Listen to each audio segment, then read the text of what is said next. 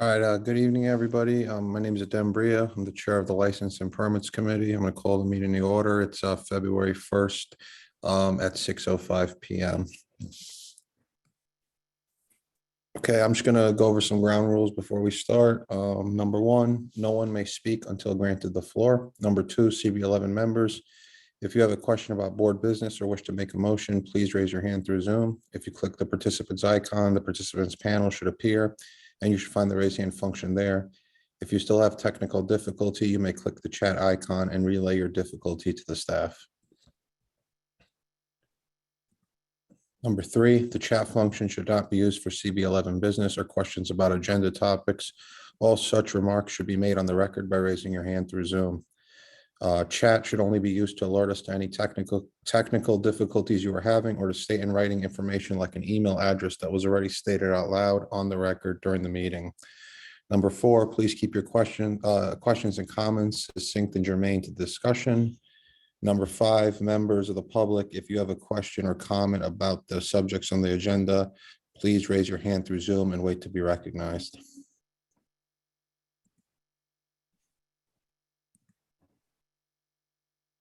All right, so I'll call the meeting to order. Marlene, if you don't mind taking the roll. Sure.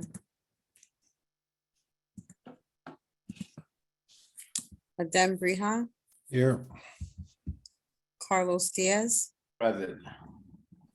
Rosa Diaz, Present. Angela Donadell, Present. Judith Ferraro, Here. Wanda Hopkins, Dímelo. Here. Bien, bien. Wanda Hopkins here. Eugene Rodriguez,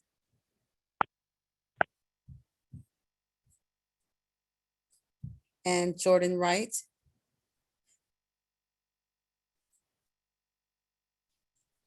You have a quorum, Adem. Okay, thank you. With that said, if I don't see any objections, I'm going to adopt the agenda. All right, seeing no objections, then this month's agenda has been adopted. If I don't see any objections, we will also adopt the January committee minutes. And seeing no objections, then the January committee minutes are adopted.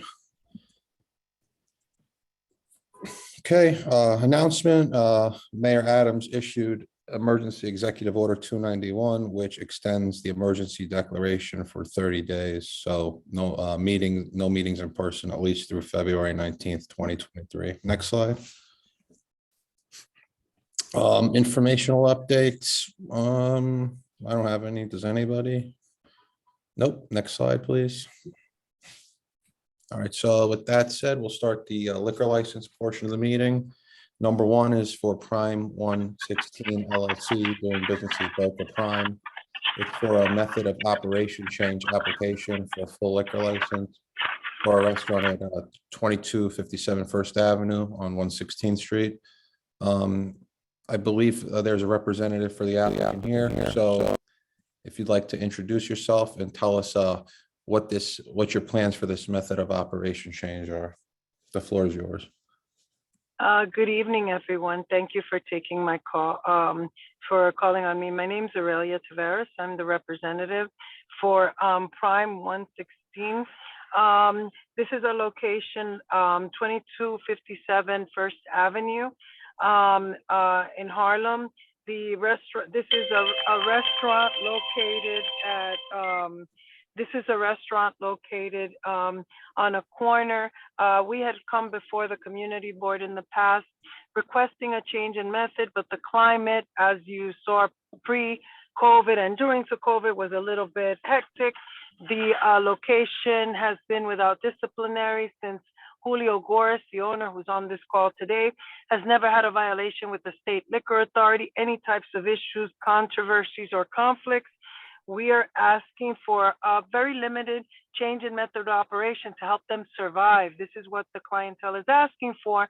And the person who filed their original application failed to add this in, and it has posed a problem because we do not want to act outside of the method of operation, and we want to comply with all of the rules and regulations of the state liquor authority. The applicant has tailored the requested method of operation by limiting his DJ request to Friday, Saturdays, and Sunday brunch.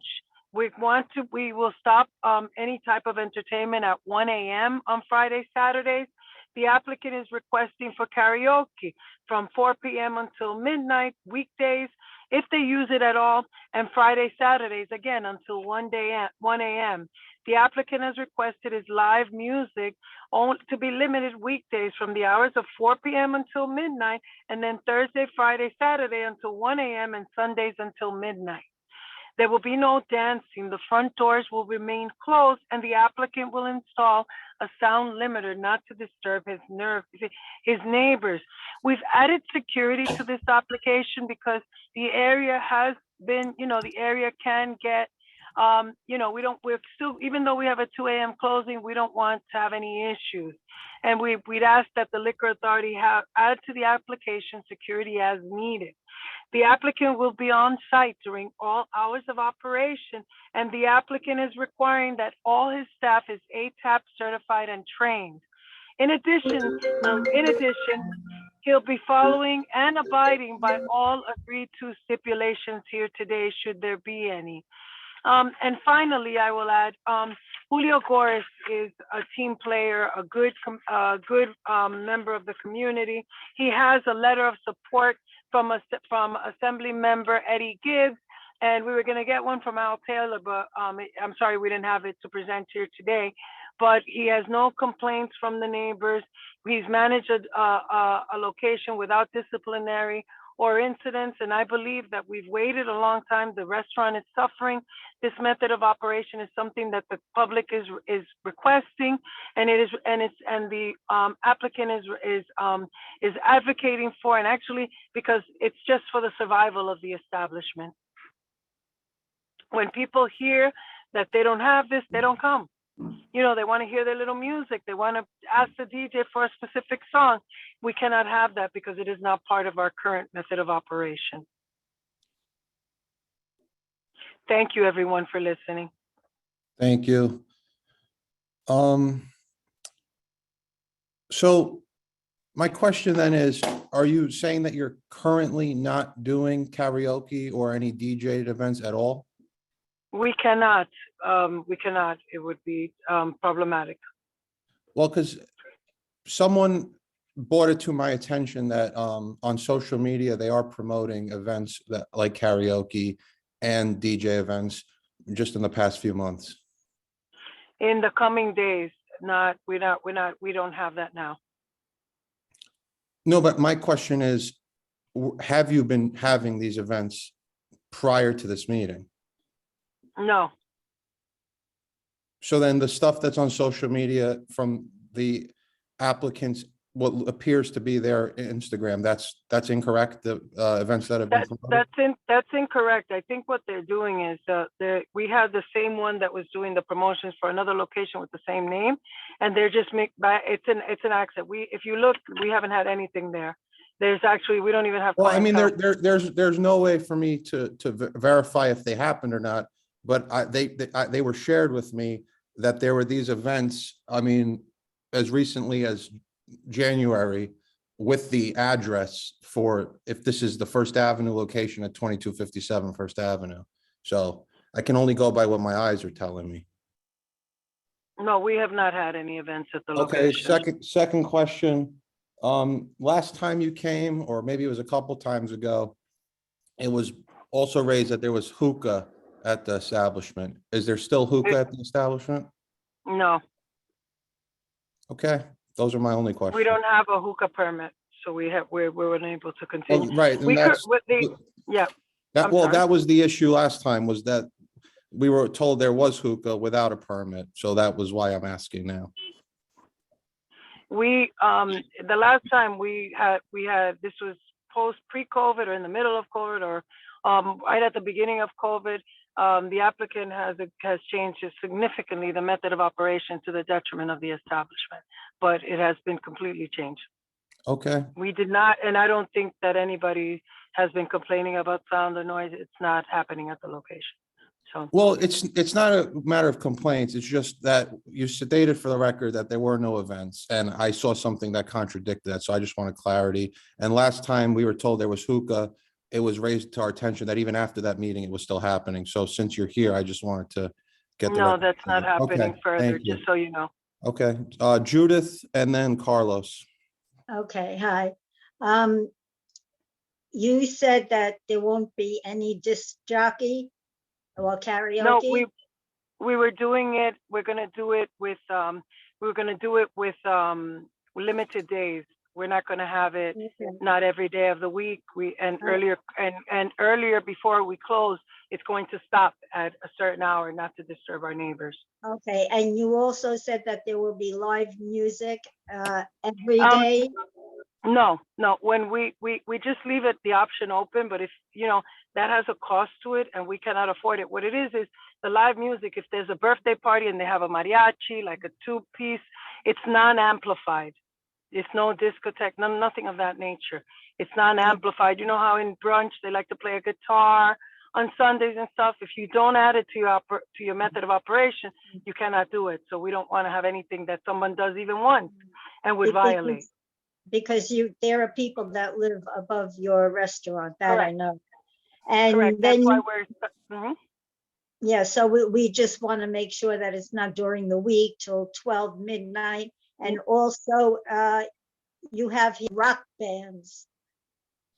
Pardon? You have here on your 30-day notice that it's going to also be rock bands. No rock bands. We don't. It's All right, because Spanish that's checked off also.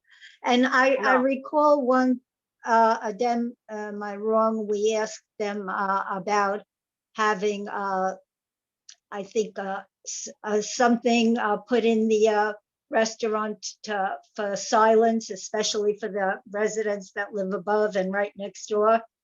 Yes, a sound limiter. We will have a sound limiter installed, and we can provide you with the if it's not installed. I think it was installed already, but I can provide you with the proof that the sound limiter has been installed. That means that it will not pass ambient levels.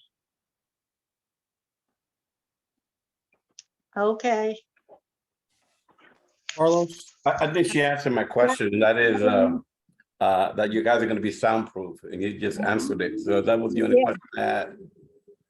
Okay, That was my concern, Carlos. Yeah, the soundproofing. okay, if we can come back to the committee right now. Oh, Angela, go ahead. So she said sound limiter Yeah. versus soundproofing. So what is Yeah. the difference?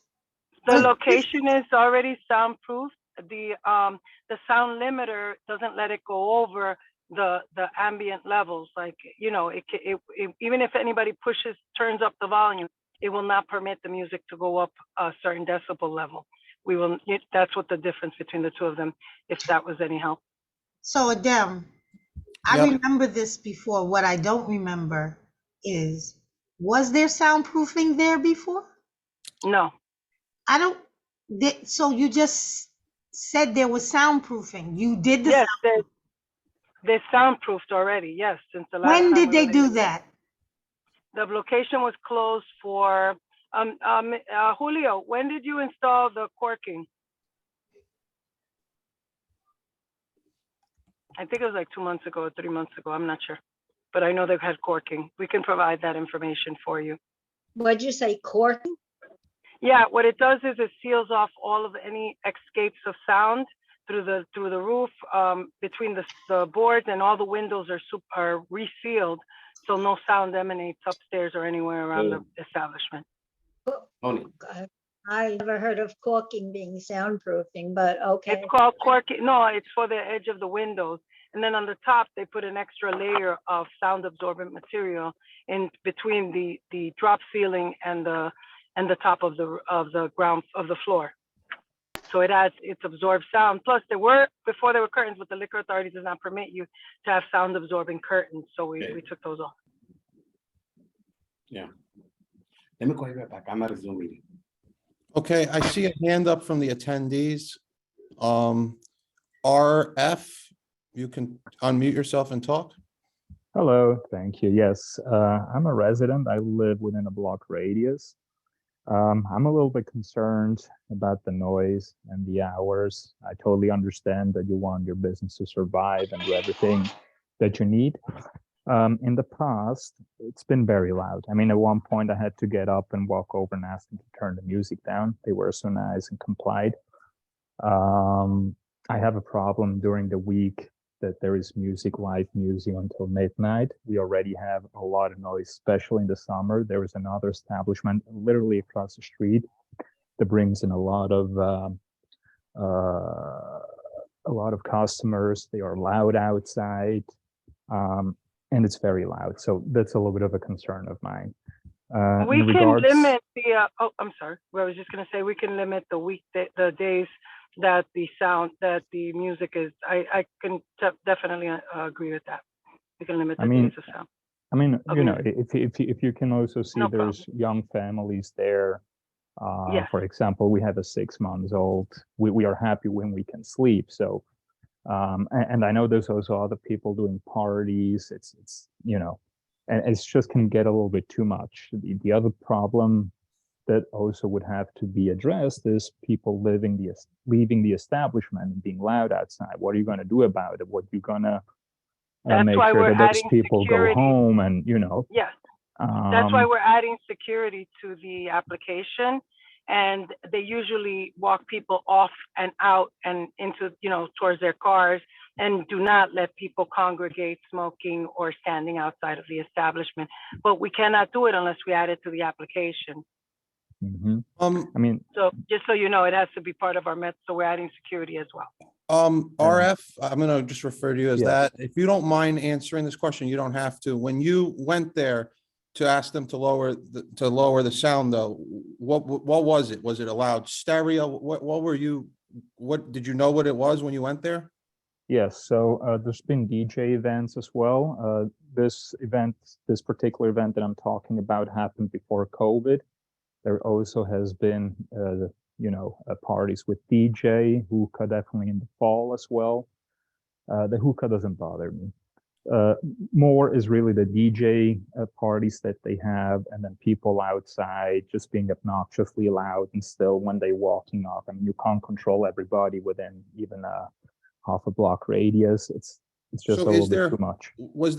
do you know, and again, you don't have to answer this, is there hookah, as far as you know, going on there recently, or you don't know?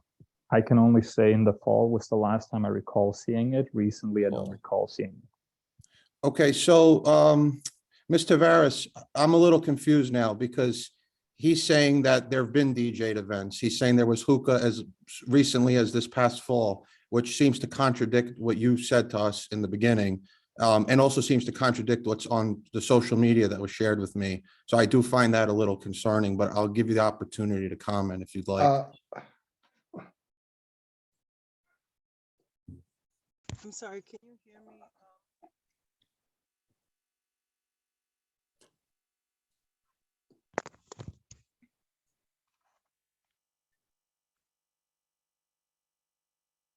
Is your mic on?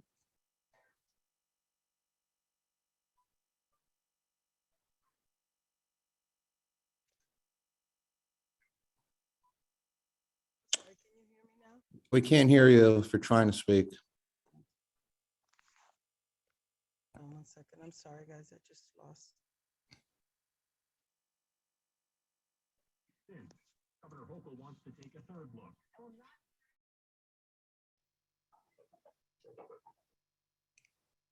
Okay, well, while we're waiting, does anybody else have any comments, questions? I am. This is Julio Gores. Okay, go ahead. This is Julio Gores, the owner of the restaurant Prime 116. And elaborating a little bit on the gentleman just finished speaking about the loud music prior to the pandemic. I was not the owner at the time because I've been the owner like almost at the pandemic. So it was no loud music going on because I kept the restaurant closed for 3 to 4 months in order for me to get the license. So he probably been speaking about prior us. Well, we can clarify that then. RF, if you're still on, was there does the loud music only prior to the pandemic, or has it happened post-pandemic? I mean, defining the pandemic is difficult, but has it happened recently? So the event that I was talking about, what I had to get up, that was before 2000. After the pandemic, or let's say after 2000, there has been events where the DJ was present, but it wasn't loud in the sense that, you know, I was hearing the music while I was in bed. But there has been an event with DJs. Okay, thank you.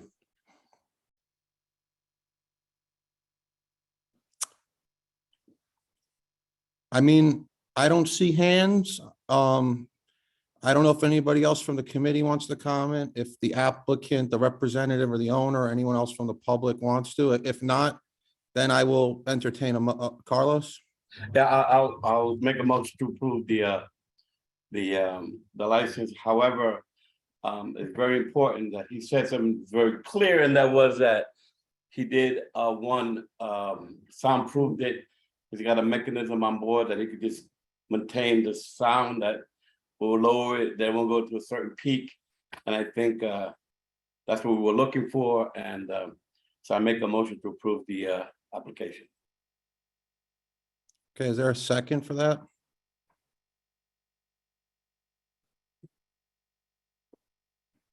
Rosa? Yes, I'd like to second the motion to approve it. Thank you. Okay. Marlene, if you could take the roll. Adem Briha, Abstain. Carlos Diaz, Approve. Rosa Diaz, Approve. Angela Donadell,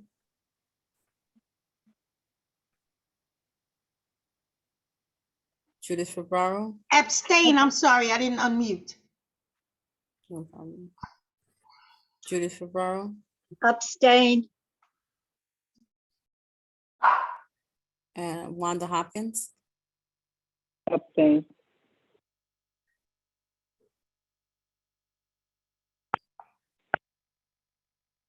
The motion carries. The motion to approve carries? Yes. How many approves and abstains were there? Well, you have to think an abstention is not a no. Abstention's not a no. No, So- you have, if it's a no, abstention Okay. just goes within majority vote. So if you Gotcha. guys would like to say no, then you have to say no. No, I abstain. that will That kill was, the- that was my position, but I just want to be clear. That's fine. Yeah. Okay. Yeah. What, Judith? Go ahead, Judith. You can speak. No, I thought abstained always meant No, Not- no, doesn't. not in agreement. The definition of an abstention means you don't have enough information to vote. Yeah, that I know. Right, so No. you're abstaining because what you're saying is you don't have enough information to vote in favor of this application. But if you abstain, you're going with the majority vote. No. Yeah. Adem, do you recall That that? is mean, not my understanding of how that went. So Yeah, me too, Angela. So, Yeah. so Marlene, now I'm gonna ask the question of you, because No you might know it seems like at least a couple people voted unaware of what their vote meant. Is It's there, okay, yeah, so if someone else would like to put another motion on the floor, you all can do that and say no if you are in opposition to this, and then that will change this vote. okay, so the floor is It's up to open. you all, though. Angela, Judith, there is an option, so it's up to you. or Excuse anyone me. else. Excuse me. Who's speaking? This is Rosa. Okay, go ahead, Rosa. So we already voted and it carried. Are you overseeing our votes? I I'm just not- want to make that clear, like, I'm so not, it's I'm we not, already passed. I'm not doing anything. If you heard, I asked Marlene what the procedure was, so I wouldn't step out of line. Right, and I'm not doing anything either. So what I Right. said to Adem was, right, so this vote is closed. Someone else could put another motion on the floor now. Right, nobody's over, Right? yeah, And you all can entertain, if you choose to, there could be someone to entertain, second that motion and entertain it. You don't have to, but you are allowed to put another motion on the floor. and I abstained knowing what I was doing, but I noticed that two members here abstained and then seemed to not be sure what their vote meant. And I would be not doing my job if I didn't at least ask on their behalfs what could be done. So no one's overturning the vote. The vote happened. It was approved. Right. Marlene is saying that if somebody would like to make another motion, they are free to do that too. And then we can vote on that. Am I correct, Marlene? I'd like to Yes. make another motion. Well, Thank you. Angela has her hand up first, so, and we're gonna take this all slowly to make sure we're following the procedures. Angela, your hand is up, go ahead. So I have a motion, I'm gonna put a motion on the floor to deny the application. Marlene, is that okay? That's fine. Yes. Okay. If there's another motion on the floor, so that opens up another vote. Now, Okay, what my question here is, we have a motion to approve and it passed. Now, if the motion to deny, for argument's sake, were to pass, does that then undo the previous motion to approve? If there's more people that Got you. denies this application, then that overrides that additional majority. Okay, so there's a That motion. previous majority, I should How say. many Got of you. us here? So Angela, let me understand Yes. correctly. You've made a motion to deny this application now. Because my understanding of the procedure, when you abstained, yeah, the majority of us abstained, the motion did not carry. Well, that's- exactly. Allow us more time exactly. to speak about it at another Exactly. time, because if based on what the information we just received from the people applying, I don't want to give them this application. Yeah, I don't want to give them this license. Can And I- that was can my I- understanding. right. Angela, can I second Angela's motion? Well, hold on a second, because Rosa, the instructions in the beginning were not to make comments like that in chat. If you want to say something, I'll recognize you. But based off of your comment, I don't want to see anything approved or denied. I simply saw that the people who voted were unsure of what their votes meant. They were under the impression that an abstention was another form of no. Correct. So should I have just let them remain confused for the rest of the night is my question.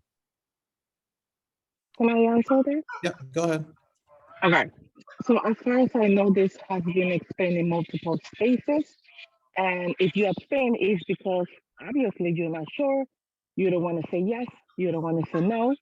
You abstain, your vote basically stays as nothing, right? And now Carlos say yes, Rosa say yes. And because of two of the people, I don't know what is the reason, obviously, right? Now they want to deny the motion. You see what I mean? What I'm Well, saying? because they were under the impression on the first vote that their abstention was a denial. So now they don't feel like their vote, and they're in, and as Marlene said, they are in there right now. If they want to deny this application the same way you wanted to approve it, to make an additional motion, that's within their right. It's the rules of the board. I'm not inventing this. I cannot stop them from making another motion. I can't. The same way Carlos could make a motion to approve. It's not like they said yes and now they're saying no. They cast a vote and they weren't sure. Marlene, Can I- am I correct here? Yes. Yeah, Okay, can I So say there, something? no, then we're gonna go through with this and we'll just take a vote. Angela, you made a motion to deny, correct? Yes. And And now is there a second? I second. All right, seconded by Judith. Now let's take another vote. Adem Briha, Abstain. Carlos Diaz, Approved. Well, Carlos, be careful because approve might be approving the motion to I deny. know, I'm sorry. You're a I- no I now. approve- I approve, You're a no to this motion. You don't support a denial. that's correct. Okay. Rosa Diaz, No. Angela Donadell, Yes. Yes. Oh, okay, so I'm just gonna repeat this, so just to quell any confusion. So this is a Approve. motion, it's a motion to deny. Adem is abstaining. Carlos is saying no, he's not agreeing with this motion. Rosa, you're also not in agreement with this motion. Okay, my vote is approved then. Yes. Judith Ferraro, I I'm denying this motion. I mean, So you're a yes. It's a motion to deny. So yes. okay, yes. Yes. But she seconded, so. Yeah, but she I has to take a roll call vote. That's just procedure. All right. Marlene, are there any other names? No, I'm just tallying it up. Just give me a second, please. Did we call on Wanda About voting? Wanda Hopkins. No, I I didn't need to, vote. let me tally it up before I get to Wanda, please. Just give me 1 second. Okay. Adem, Wanda Hopkins, I'm abstaining. No.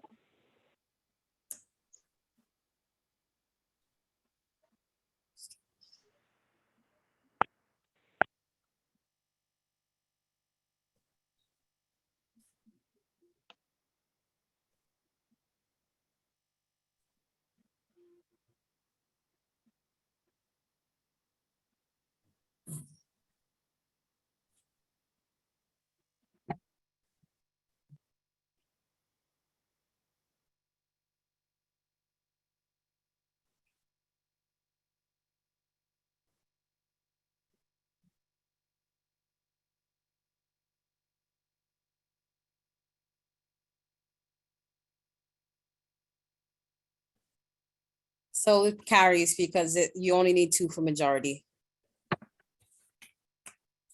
Okay. So then, just so we're clear, where we stand right now, it would be a motion to deny. No, proof.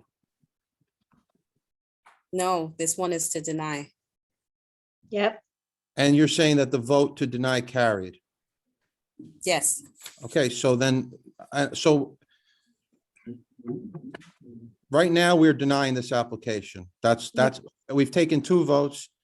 We had a motion to approve that carried. Then there was made a new motion to deny it, and that carried. So now that is canceling out the first one. I'm gonna, yeah, you know, I've been on this board for how long, Adem? I have never heard where the abstention fell into the approved category. Never. Always fell into the unsure no category. Now we're being told that an abstention is the other way. It falls into the approved category. oh, and I'm so, confused after all these years that we've used. well, abstention. my point here is this, that is why when you took the vote and it's appeared that you didn't realize what your vote meant. I asked if it was a procedure that we could take another vote, since people cast votes unaware of what their vote meant. So that's why I did it, as to what the rules are with voting. I mean, I wasn't aware of that either, but if that's the case, that's the case. We can bring that up at another time. That's, Yeah, that's because something we're gonna really figure out right here, but that's, yeah, okay, that's years that I've been okay. here. Angela, go ahead. Here, as a point, what I believe just happened, the vote went almost exactly the same way, because Right. we believed that our abstentions were a denial. So if Exactly. we had said no the first time, it still would have carried. It would have been no. Then it would have been yes with 2 abstentions, because any way you look at it, it was always 2 and 2 and the abstentions. That Yeah, was no. what the real difference would have been. Look, We need to figure this out. Yeah, we have to figure it out. I mean, that's not really for us to figure out as a committee. Okay. That's voting for, that's something I would suggest bringing up at full board. Okay. Voting procedure, I We mean. don't have to determine this now. I think. No, but what I'm gonna say is, we've had 2 votes, right? And I believe I'm allowed to do this now. It seems like we're split. My question now here is, I guess I'm gonna ask to the people who denied it. Were you denying, and Marlene, if I'm out of order, you could tell me, but were you in denial, and I guess don't have to answer this, in totality, or was it just approving the application as it was? What I'm asking is, if the applicant had been willing to modify hours, or, commit to not security necessarily as needed, but saying, you know, at least on the weekends during these hours, we would have security, would that have been something that would have been considered? That would have been better for me, but I also don't appreciate the fact that you threw facts and they still denied, but it was, so they told a lie. So how can we trust it? The thing, and I looked up corking. So corking actually is a type of soundproofing, and it's Yeah. really just cork. It's But just cork, Yeah, exactly. but it's just cork. And then she used another term instead of saying yes, we soundproof, because she's saying now we did both things. But she used the other phrase, which I'd never heard that before. Okay, but I don't know everything. Okay. And it's barely soundproofing. And Look. that's what I looked up. It's on, you can Google it. Look, Angela, That's my problem with it. We'll move on, please. Angela, my father was a builder.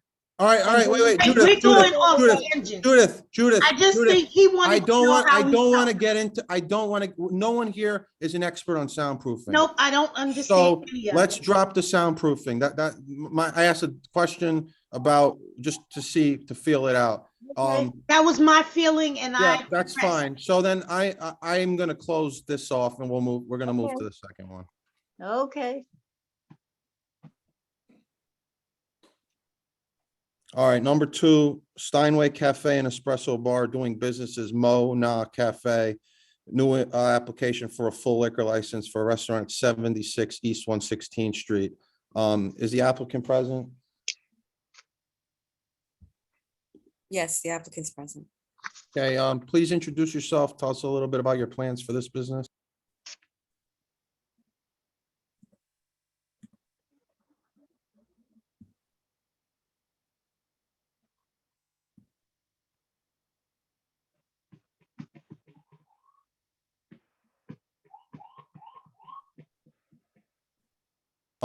Is the applicant having technical difficulties? Probably. Munir, you can speak.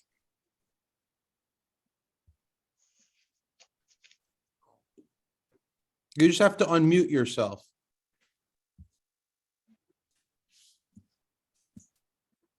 Now you hear me? Yeah, we hear you. How are you? Okay. Yes, very good. How are you? Sorry about that. No I'm problem. so sorry. I'm Munir Najd. I've been in the community for since year 2000, and I opened my first business here in the community in 2006, and I opened my second business in the 2012, 2013.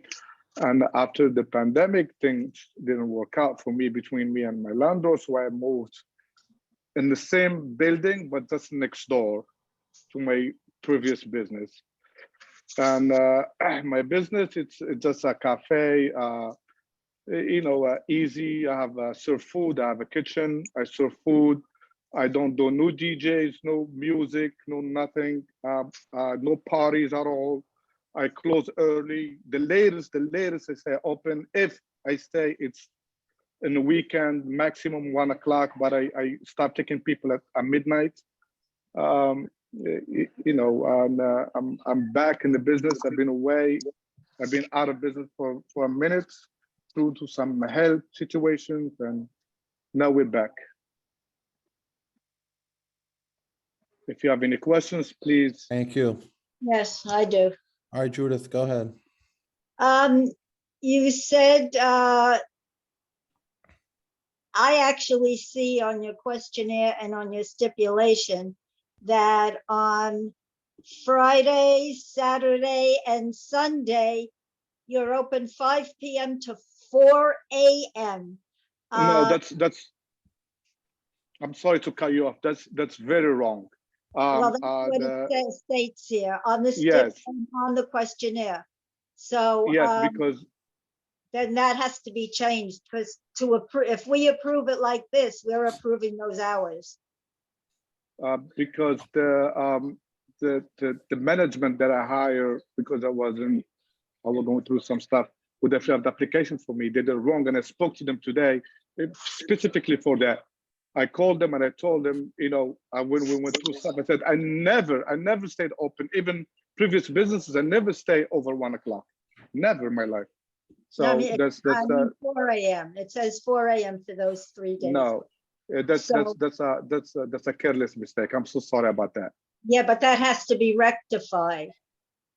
Because if we Yes, approve ma'am. like this, that means we're approving the 4 AM. Okay, so whatever you want me to do, I will do. I don't have a problem with that. I'm very open to whatever you want me to do. Well, so Judith, your issues with it says 4 AM for the closing right now? Yeah, Okay, so, and the applicant, you said it wasn't your intention to actually stay open till 4 AM, correct? Never, Okay, no, so never. when do you anticipate, like, you would be closing? Weekdays, no later than 11:30, 12 o'clock. Weekdays, if I have somebody stay late. The weekend, no later than 1 o'clock. Okay, so Friday, you're, Saturday. so no let's 1 just o'clock. say you're gonna say Monday to Thursday midnight and Friday, or Sunday to Thursday midnight and Friday and Saturday 1? Yes. Judith, yeah.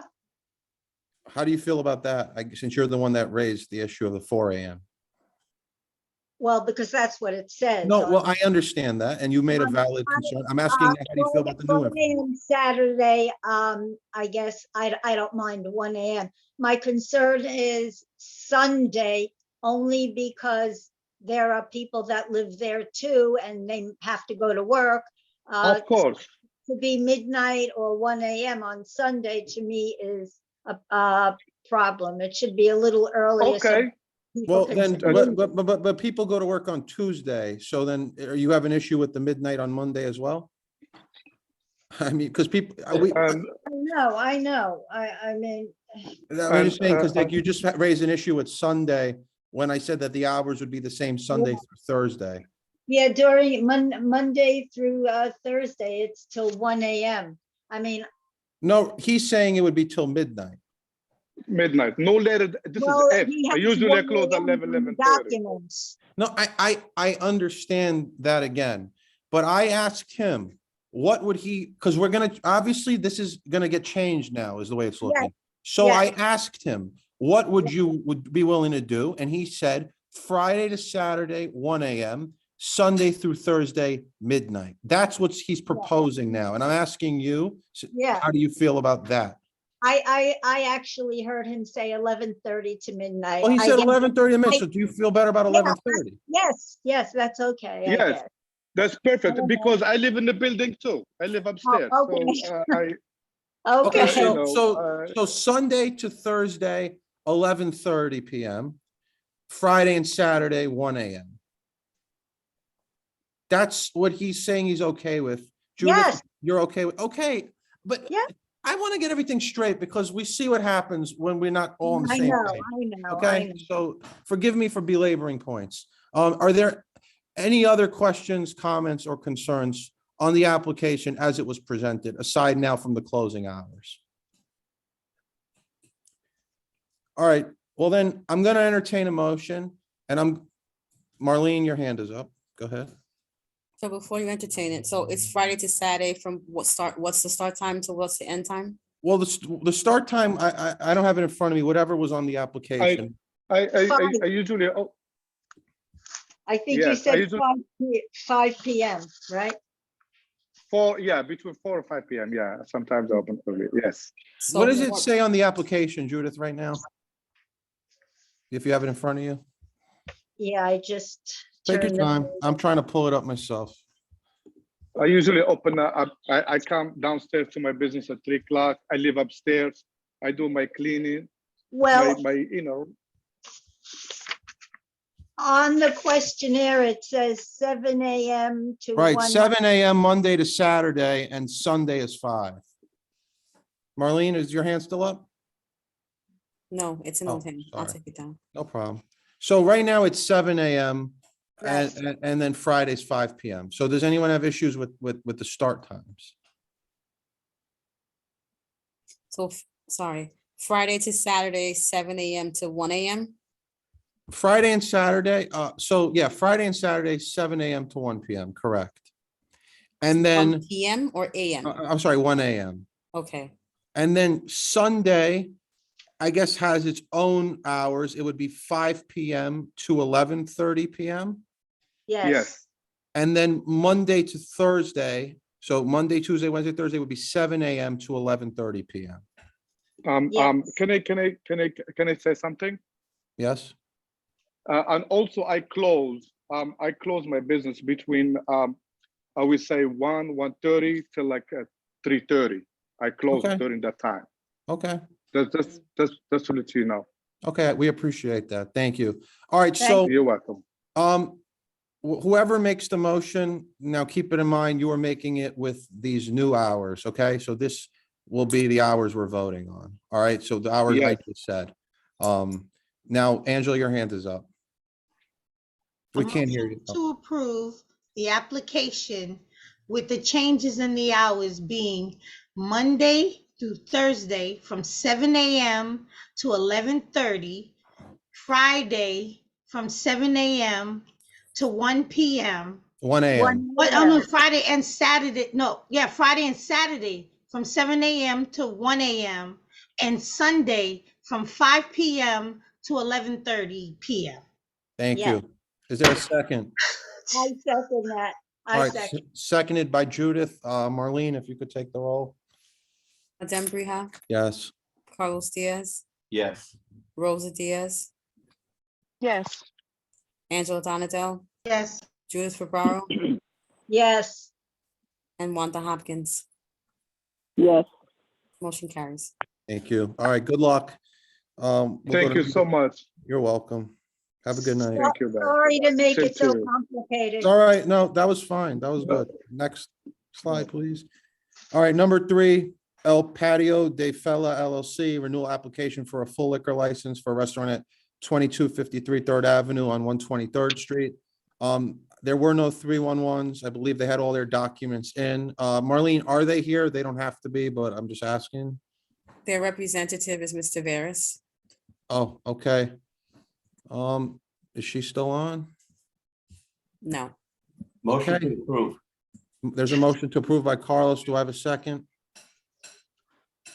So- Yes. Seconded by Angela. Marlene, if you could take the roll. Wait, Adem, Yep. I raised my hand, but that wasn't me that seconded it. That wasn't my voice. Somebody Oh. else did. Oh, it. I saw the hand and heard the voice then. Okay, so you're not seconding it? I was gonna second it, but somebody did. That's why I mentioned it. Well, no, but I'm only recognizing hands. So, Okay, well, I- yeah, I'm not gonna guess who's speaking without the hand. So, Hello, I'm the applicant. I'm here. oh, the applicants, okay. That was what I heard. Yes, I'm here. Oh, okay. I'm sorry. I mean, you're free to speak. We're in the middle of a motion. You weren't required to come, Okay. but since you're here, the floor is yours if you'd like to say anything.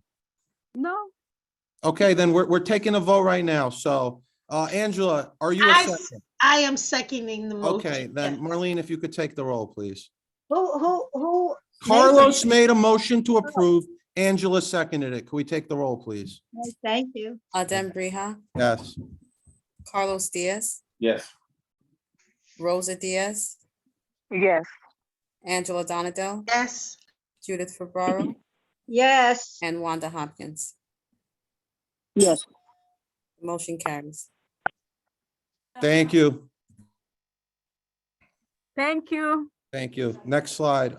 Number 4, El Paso 116 Corp. renewal application for a wine and beer license for a restaurant at 237 East 116th Street.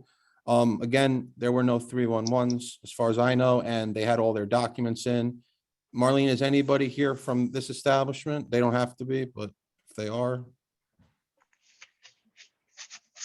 I'm Lilian Santos. I'm here.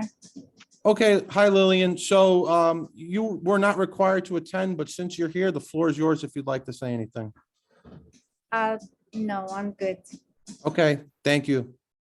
So then do I have a motion? I motion to approve.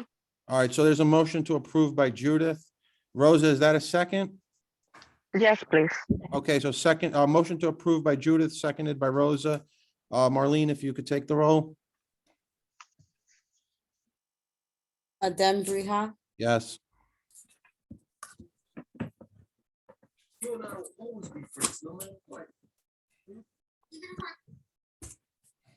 Carlos Diaz, Yes.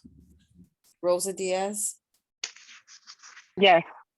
Angela Donato, Yes. Judith Ferraro, yes, and Wanda Hopkins. yes, Motion carries. Thank you. Next slide, please.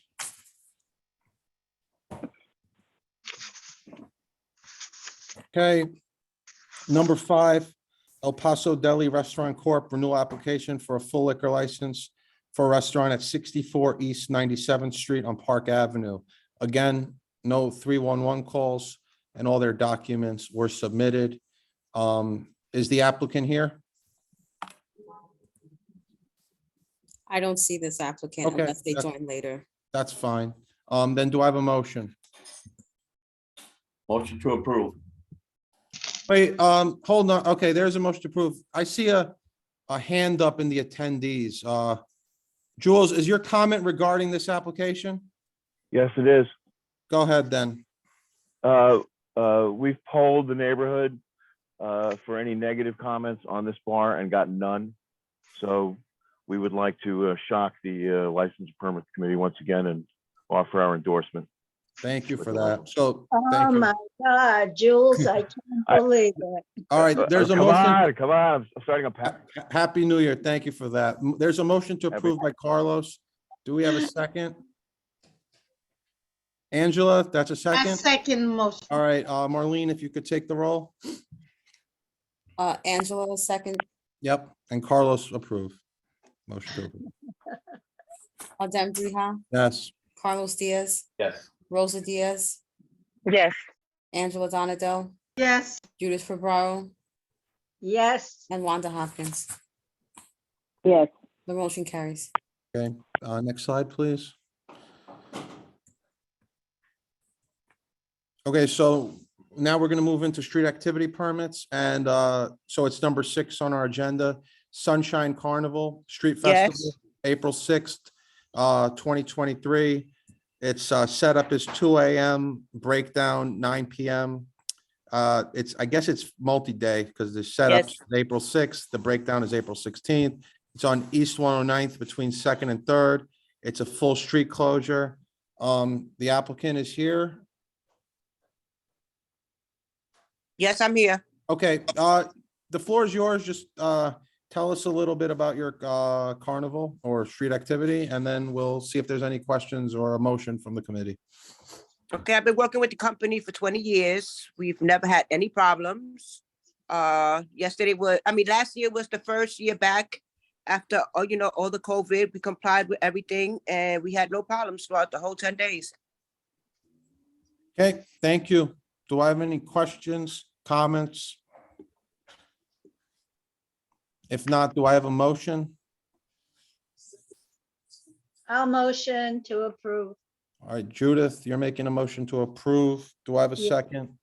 Angela, that's a I will second? yes. Okay, Marlene, if you could take the roll? Adem Briha, Yes. Carlos Diaz, Yes. Rosa Diaz, Yes. Angela Donato, Yes. Judith Ferraro, Yep, and Wanda Hopkins. yes. The motion carries. All right, good luck. Thank you for coming. Thank you so much. You're welcome. Next slide, please. Okay, number 7 is 116th Street Festival, Street Festival. It's June 9th, set up 7 p.m. Breakdown is on June 10th at 5:30 p.m. It's in multiple locations, I believe, 3rd Avenue between East 106th and East 122nd Street. And then location 2 is East 116th Street between Lexington and 2nd Avenue. It's a full street closure. Is the applicant here? I didn't note the applicant's appearance in the beginning of the meeting. I'm not sure if they joined later. Okay, is the applicant or a representative for the applicant for the 116th Street Festival present?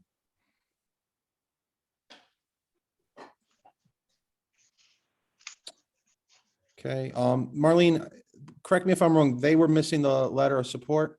Yes, Okay, so they're missing the letter of support and they're not present. I'm going to see, do we have a motion? I think we've had this. I'm motion. Well, hold on. Carlos was speaking, so let Carlos speak and then Judith. Is this the same festival that I have every year for the last 15, part of the Nick Lugo group? Is that? Well, it says no. that the applicant's David Acosta and the Right. sponsor is Abrazo Fraternal Del Barrio Foundation, Inc. If that, Right. I believe I've heard of this, them doing this before, if that's your Well, question. they've done it for many years. The Acosta brothers. I make a motion to approve. Okay, so there's a motion to approve by Carl. We're aware, but there's a motion, so I'm gonna go with the motion. And Mark, is there a second to Carlos's motion to approve?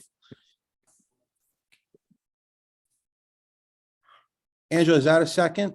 It was gonna be, but now I wanna know, can we amend this? Because they didn't have the letters of support and request approval based, like with them getting those letters? Without them here, honestly, You no. can't do I mean, how are we going to? I've done this, I've worked at this. Okay, I'm gonna second the motion.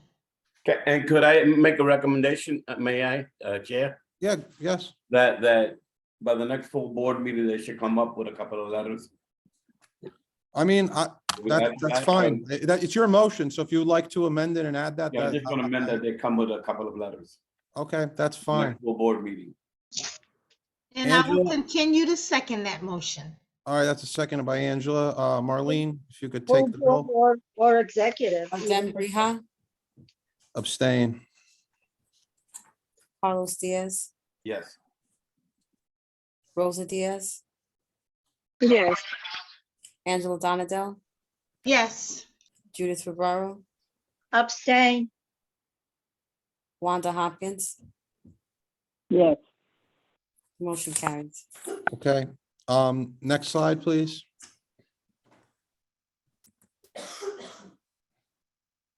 Okay, number 8, Back to Beautiful Street event.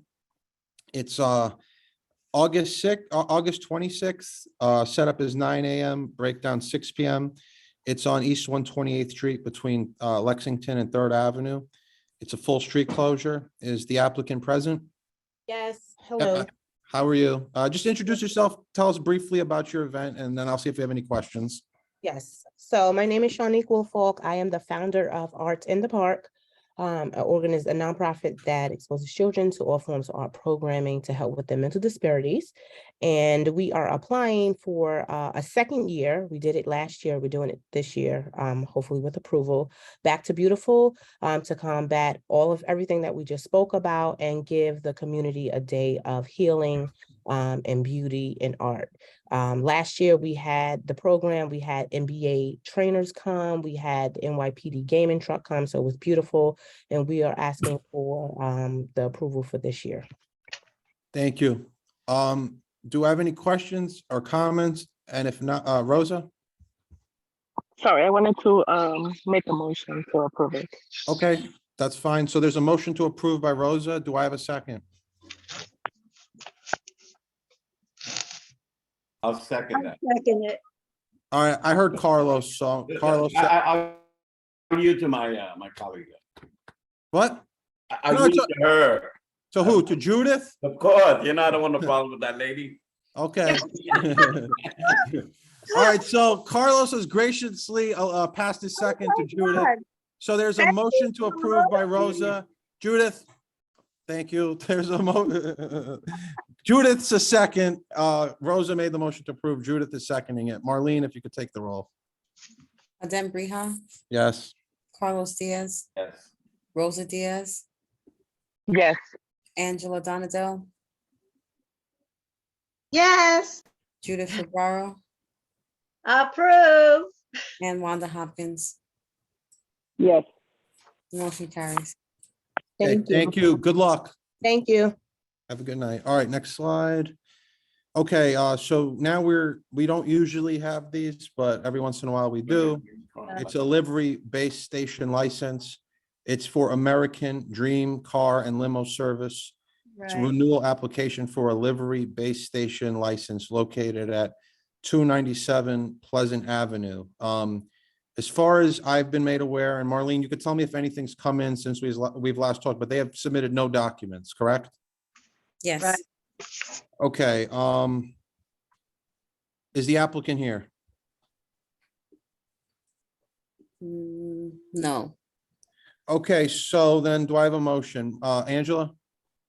Motion to deny the application. Okay, is there a second to Angela's motion to deny? Rosa? I second Angela's motion. Okay, so there's a motion to deny by Angela, it's seconded by Rosa. Marlene, if you could take the roll, please.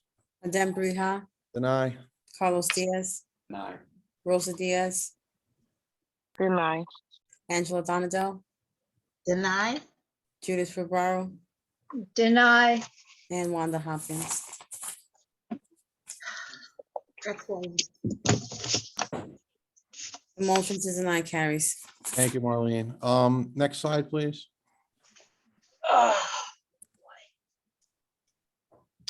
I don't think we have any old business unless anyone else does. Angela, your hand's still up. That's an old hand?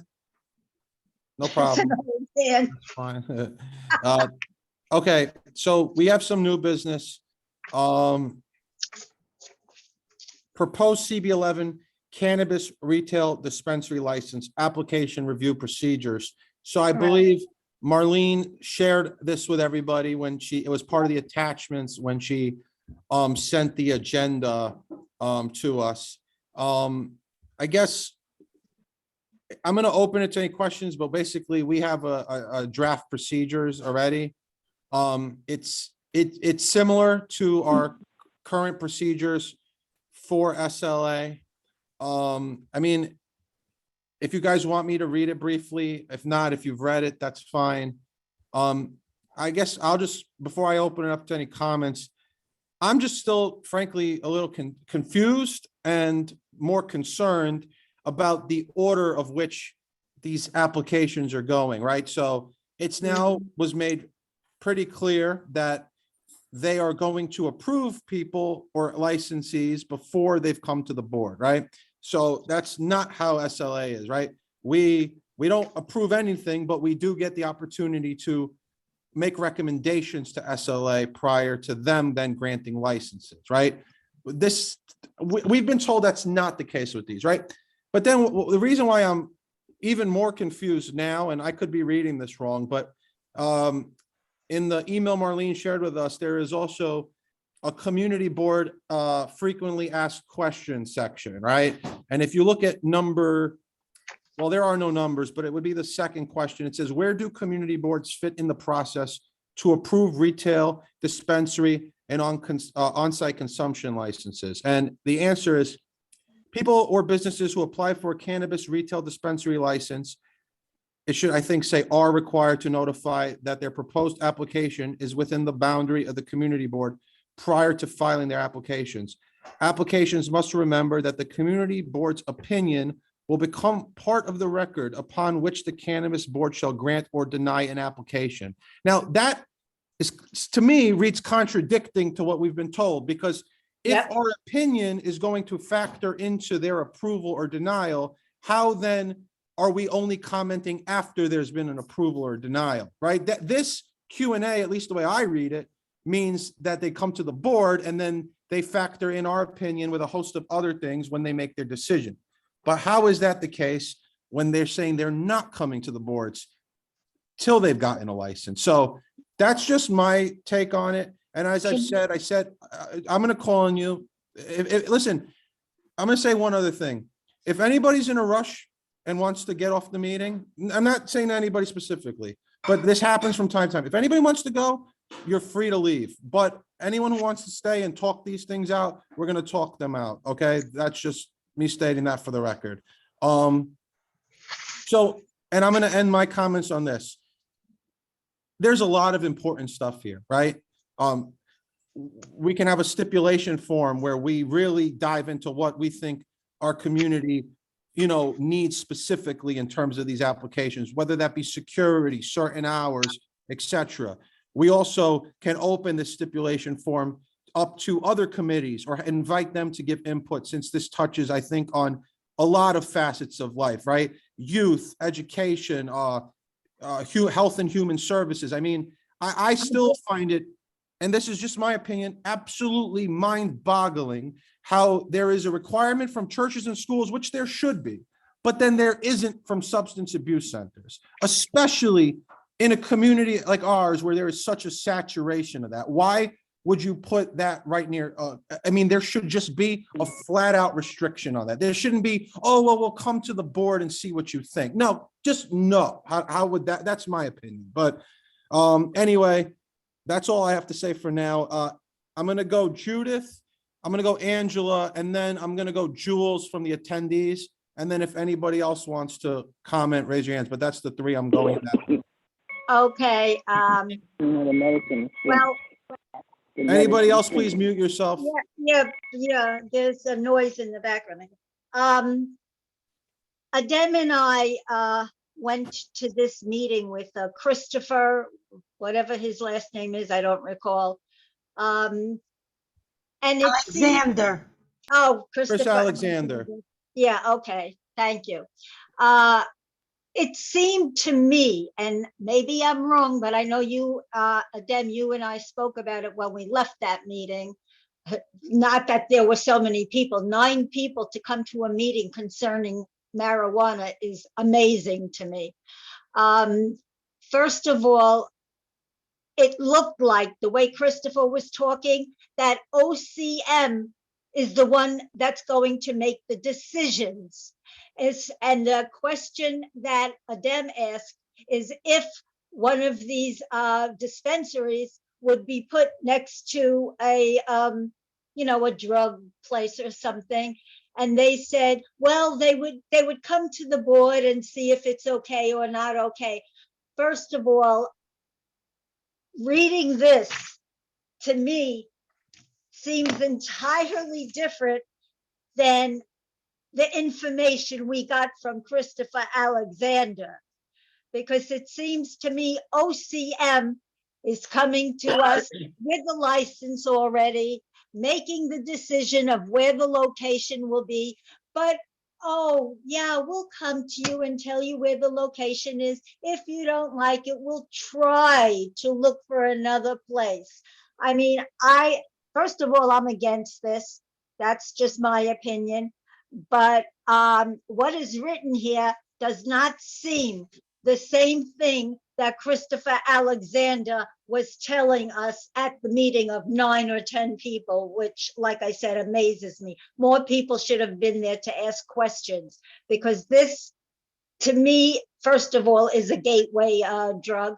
And to be near other drug facilities or where in the neighborhood they're putting it, it's their decision. We're just advisory. They might not even care what we say about the location. So, I mean, I'll let someone else speak, but that's just my opinion. Thank you, Judith. Angela? Okay, so first I'd like to ask, which meeting did you all attend? What day? Because I went on the 30th to the meeting that was given. There were 60 people in the meeting that I attended. I shared this, I believe I shared this, or it was shared with the committee, this meeting. Yeah, I went to the meeting, it was on the 30th. There have been multiple. I've only been to the one on the 30th. Right, so this meeting, which I believe everyone here was invited to, I mean, it's fine if we can't attend every meeting, that's totally understood. It was on 115th Street. Oh, you mean a physically be? It was a physical, yeah, because I know they're having like Zoom meetings about this too. This is a physical meeting. As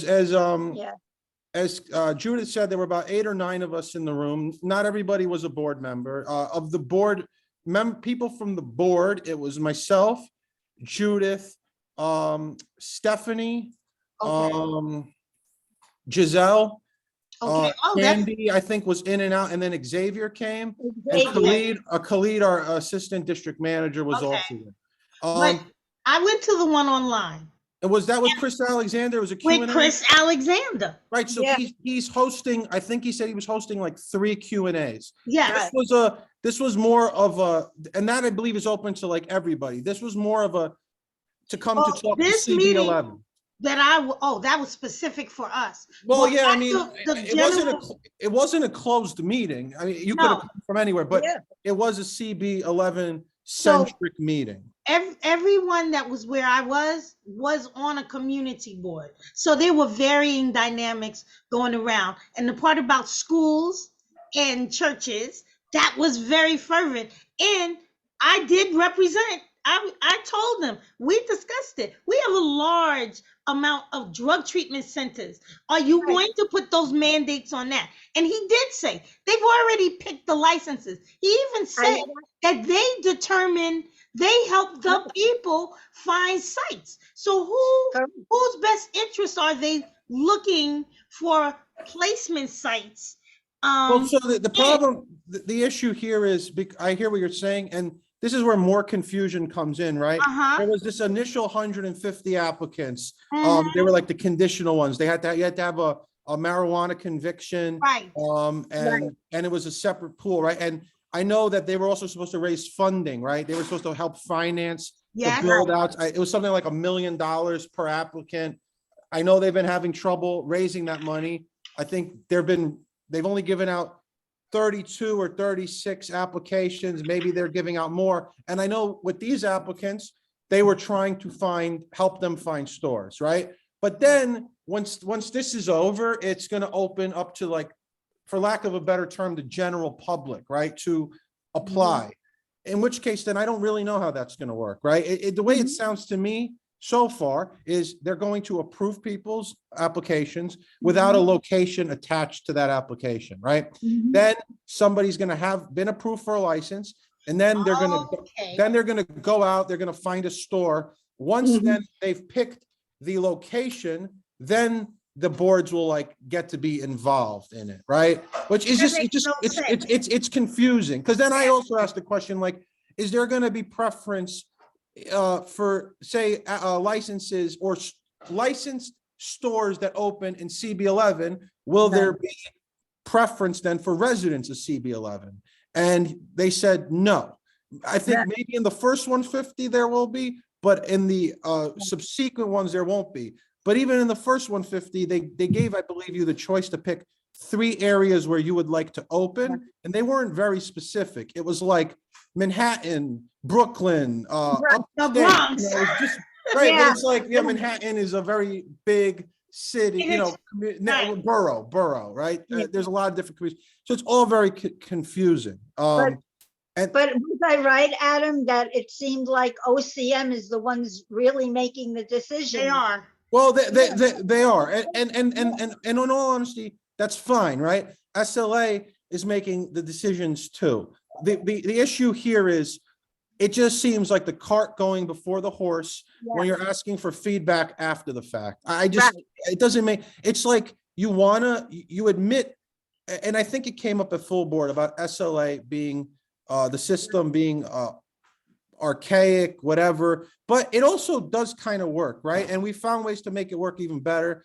Stipulations, conditions, like we found a way with the stipulations. SLA has said that they will really honor, like if we take a position with a stipulation and somebody violates that signed contract that they willingly sign, that they would uphold our decision, right? So we found a way to give boards, rightfully so, more power.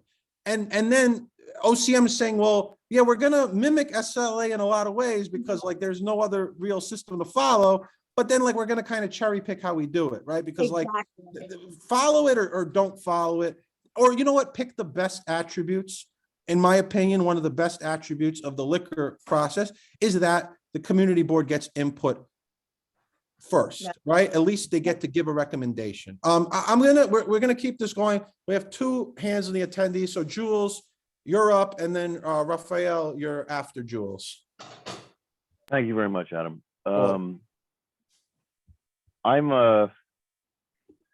I'm actually shocked because what you've described is a lot worse than I expected. I thought we were at the stage where, and I had a 1-page PDF ready to shoot to you, where I was just going to be begging you to expand the time frame of notification that the public would get beyond what is already happening for bars.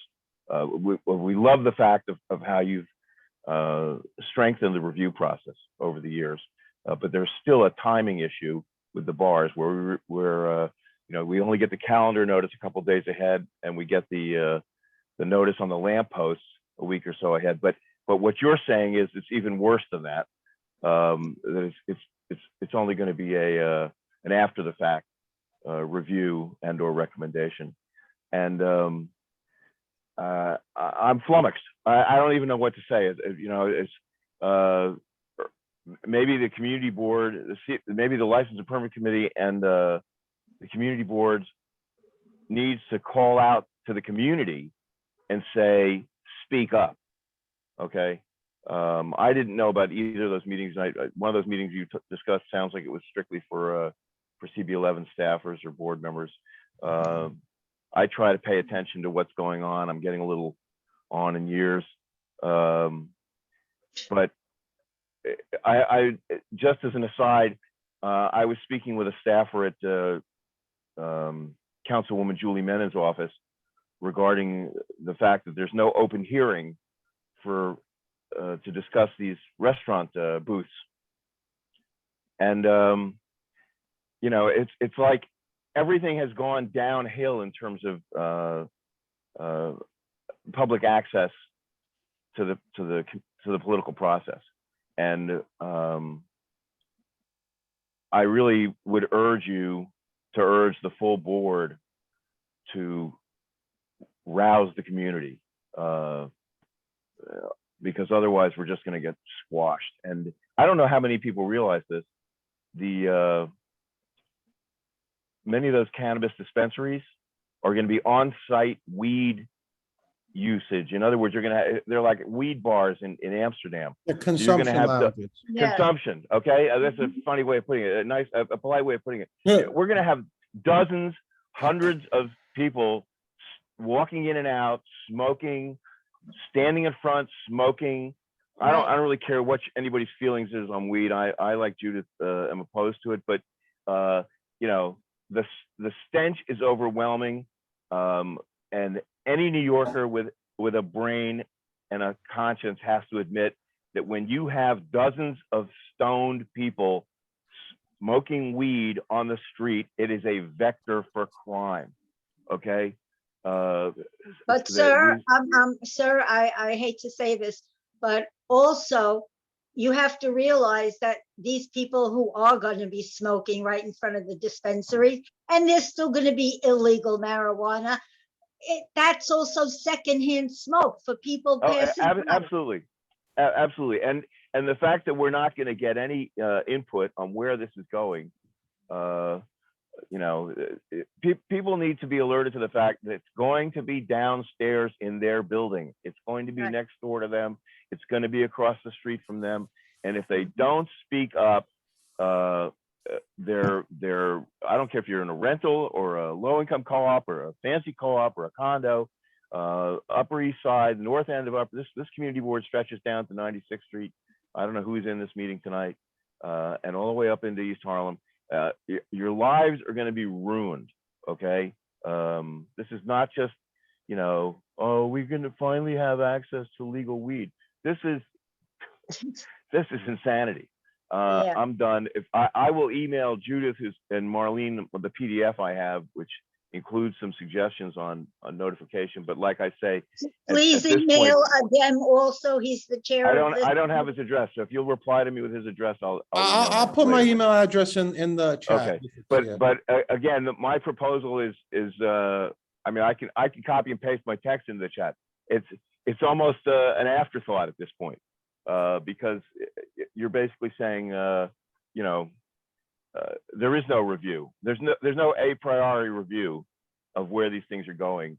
And unless we, get tens of thousands of New Yorkers to hammer City Hall and is OCM Albany or New York City? I don't even know. I think it's Albany. It's Albany. Well, if we don't get thousands of people to hammer them, this isn't going to change. They're just going to ignore us. And and that's it. Thank you for the time. I really appreciate it. And I want to tell you how much I admire how strong your reviews are. on Thank these you. bars. It's really refreshing. Thank you. I appreciate that. Thank you. Raphael, Hello, everybody. Can you guys hear me? we can hear you. Okay, great. My name is Rafael Urena. I'm the Chief Legal Officer of a cannabis retail dispensary applicant. So I have some knowledge about the ongoings of the application process. I think there was some misconceptions about the notification to the board. The MRTA, which is the Marijuana Regulation Taxation Act, does. So you guys can't hear me clearly? I can't hear this guy. We can't hear. Clearly. You're Yeah. coming, we can hear you, but you're coming in unclear. It's hard to make out all the words. Can you hear me now? Much Yes. better.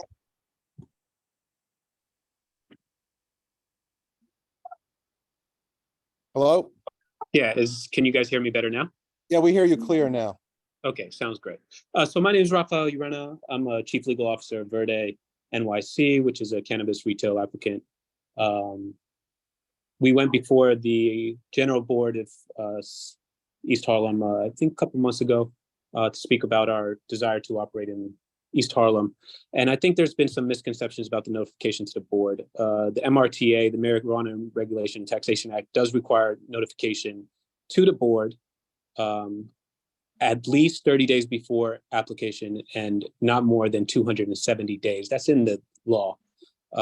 As provided in the chat, a form that's going to be provided to applicants to notify the board of their desire to operate in the business. Part of that form does require the location of the operation. So that's very clear there. So they're going to have to serve that onto the board by mail or appearing before the board. I think there's 3 ways that you can notify the board. So at least in the general public application process, the board is going to be heavily involved. I think it's going to be the most important part of the application process, whether how you guys express that opinion about who operates in your community is going to be, I think, the most compelling factor of whether the OCM approves or disapproves an application. To say that the community board is not going to have any say in this is just an alarmist reaction about this process. I'm gonna interject on that. Nobody is saying anything other than what was relayed to us. And this was by Chris Alexander himself, where he said that they would not be required to come before the board till after they got a license. That's all anyone here is saying. That's not what the law says. So the law, it very clearly says that you have to notify the community board 30 days. Right, notify or come before the board, though. Notify the board, but there's ways that you do not have to come before the board.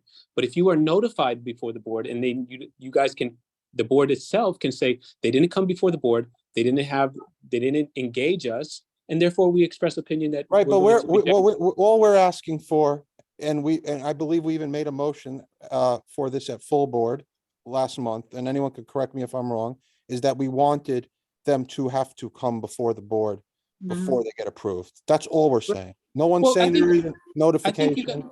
So if you guys make the process that you guys can take it to a vote and you can talk amongst your other board members that if applicants do not come before the board, we will generally deny those applications. And I think that's what you guys do in this committee anyways, is that right, but we're asking OCM is to take into consideration to make it, and I don't think it's just our board, to just make a procedure the same way people have come tonight for a liquor license, that before they've gotten approved, they got to come here, answer questions. We're not in the business of wanting to just deny people. We just want to hear about their business and then make an informed decision as a board. So you're entitled to your opinion. I didn't hear anything alarmist. We know they're going to be notifying us. Our issue is, why can't they come? It be a requirement that they come before the board. We don't see why that's such a big ask. That's all at least that's all I was saying. Angela? I don't think it's a big ask at all, actually. For me, I would like to come before the board many times, right, in the lead up, because people have such strong feelings about it, and the community has such strong feelings about it. So we would come before the board many times to.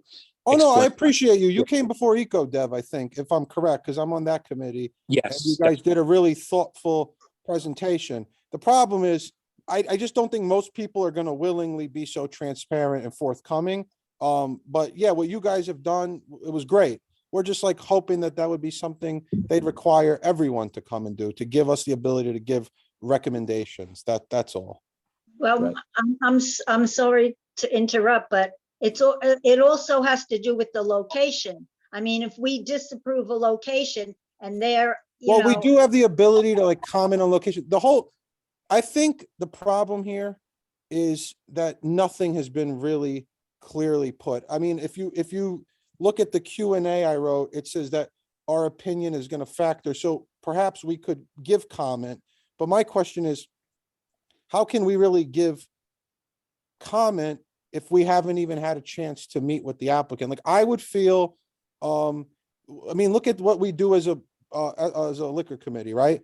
When we don't see an applicant for a new application, we deny, right?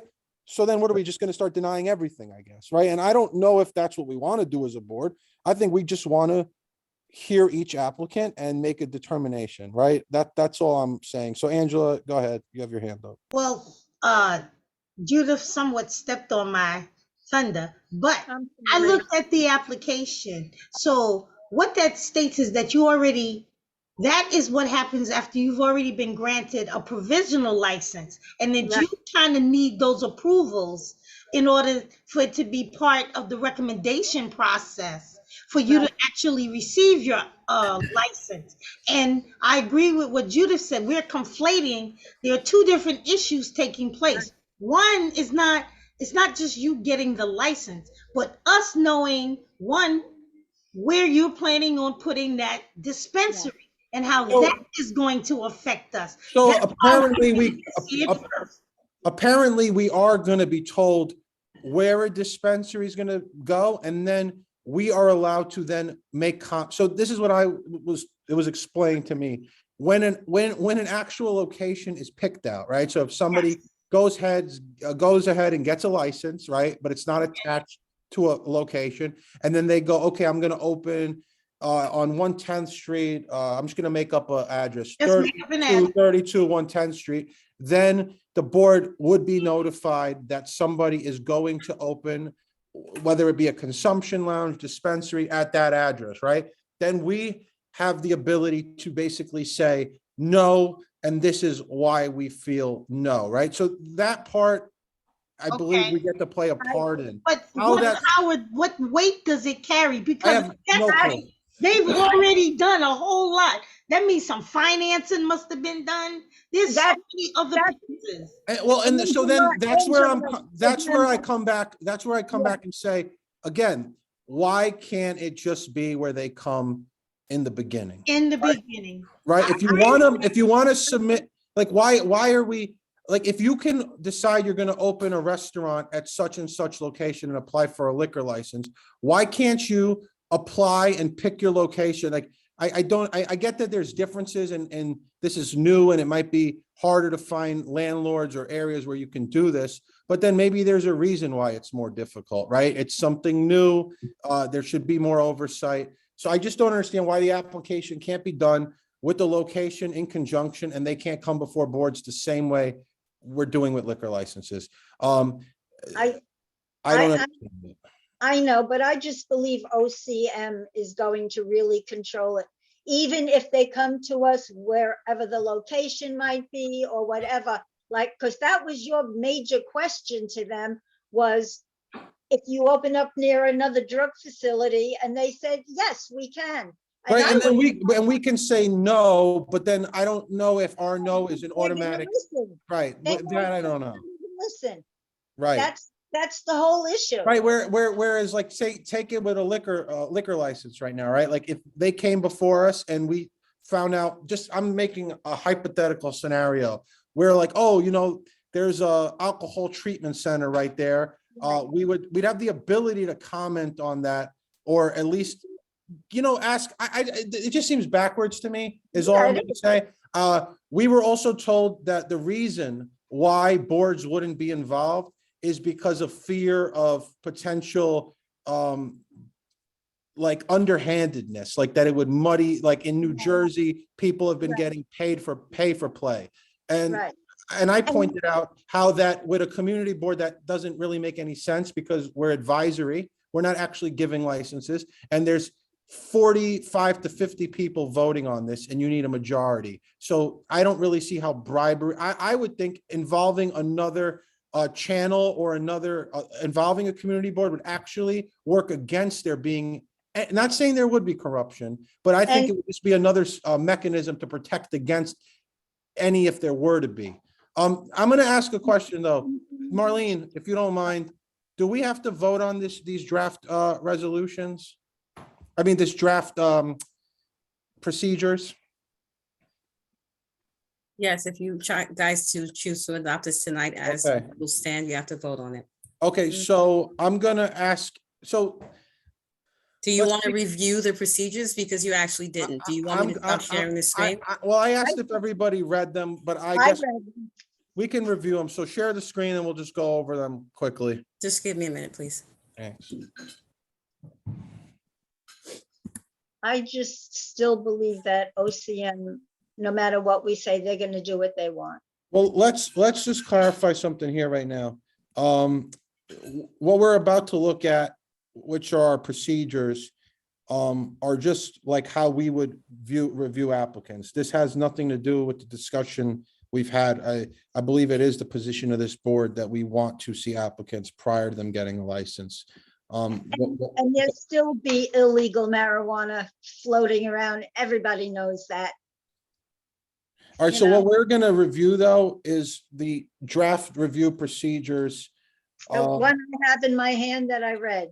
Right, read it. which are, when I read them, if you haven't read them yet, are gonna sound very similar to what we do right now with SLA. So we'll see if, after we go through them, if anybody has any additions they'd like to make, any subtractions, any comments, and then hopefully we can take a vote on this. All right, so I'm gonna read this as quickly as possible. So Manhattan Community Board 11 Cannabis Retail Dispensary License Application Review Procedures Draft. All cannabis retail dispensary license applications will be reviewed by our License and Permits Committee, which meets regularly on the first Wednesday of each month except August. The committee issues recommendations which are then subject to ratification by our full board. To facilitate this review, applicants are required to comply with the following procedures. Documentation. All applicants are required to provide the following documentation at least 7 days prior to the License and Permits Committee meeting. Number one, a completed CB11 cannabis retail dispensary application questionnaire. Number two, public hearing notice. The applicant is required to display a public hearing notice in the window of the premises to be licensed and within 200 feet of said premises for no less than the 7 full days prior to the meeting at which the application will be reviewed. Number three, petitions to support. The applicant is required to submit petitions to support signed primarily by residents living within a 2-block radius of the premises. Number four, withdrawal forms. Applicants may withdraw their 30-day notice in writing no less than 48 hours prior to the License and Permits Committee meeting. Withdrawn applications will not automatically be scheduled for the following month's agenda without a new 30-day notice. Number five, stipulations. Applicants will be required to sign a written stipulation that confirms any changes to the proposed method of operation that are agreed with the committee and/or board. This stipulation will be submitted to the State Liquor Authority as part of CB11's recommendation. All documents should be submitted via email to applicant@cb11m.org. It is the applicant's responsibility to confirm that Community Board 11 has received the materials. Attendance. Applicants for new licenses are required to attend the committee meeting to discuss the application, as well as the information provided in the questionnaire and supporting documentation. Applicants must be represented at the committee meeting by a proxy. In other words, a principal or legal representative who has legal authority to sign official documentation. Applicants who are not present for the committee meeting without prior notification will automatically receive a negative resolution. There will be no exceptions. Failure to adhere to these procedures will result in a recommendation that the Office of Cannabis Management deny the application. If you have any questions, all right, we don't have to read that part. So, Angela? Oh, I think that this is crucial. I would like can we amend this so that the distance is increased, that they have to display notification? Yeah, isn't there a 500-yard distance also? Because So that's, you're saying on number 2, the within 200 feet, yes, I think that Yeah. should be increased. okay? And what would you like it increased to? I like the 500 that they discussed at the meeting and when I was with the other community boards, because I thought 200 feet is like a block, Yeah, maybe 2 blocks, because I walk and I count like that. 2, there's another part. I also think that it should have to be up for 2 weeks. and Give people adequate opportunity to see. I'm sorry, Angela, but the way Adam was reading this, which I have and I read it, it seems like documents going to the SLA or this or that. Are there any documents going to OCM that might help us to understand if we deny something or if we feel it's not in the appropriate location? Are they going to be like, we're only advisory, that I know, but are they going to be like liquor license, state liquor licenses where they're going to help approve something or not approve something on our say so? Or is the OCM, no matter what we say, going to do what they feel they want to do? Can I finish? Yes. Yeah, no, I said, excuse me, I'm sorry, because it was my thought and I, I'm Okay, getting. all right, that's fine. Angela, go ahead. Right, so the increase in the distance, Yes. an increase in the time, and there is another piece in here, something about within a 2-block radius. I Right, think so that it ought says, to be expanded. so you said, if I'm correct here, the 7 full days prior to the meeting, you'd like it to be 14. Yep.